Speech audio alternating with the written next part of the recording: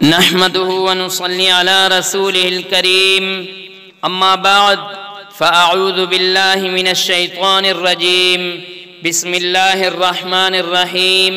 آج انشاءاللہ تعالی ہم پڑھیں گے اور سنائیں گے فضائل سورۃ القدر، یعنی سورۃ القدر کی فضیلت۔ رمضان مبارک میں اس سورت کو کثرت سے پڑھنا باطن کی پاکیزگی کا ذریعہ بنتا ہے اور اس کا ثواب بے پناہ ملے گا۔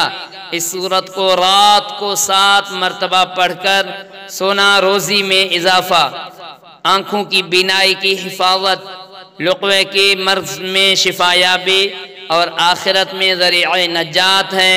یہ سورت مصائب سے حفاظت کے لیے بھی بہت مفید ہے، اس لیے جو شخص اسے روزانہ سوتے وقت 1 مرتبہ پڑھ کر سوئے اس کا گھر اور جان و مال بحفاظت رہے گا۔ سبحان اللہ۔ جو پڑھا اور سنایا اللہ تعالیٰ ان پر عمل کرنے کی توفیق عطا فرمائے۔ وآخر دعوانا الحمد للہ رب العالمین۔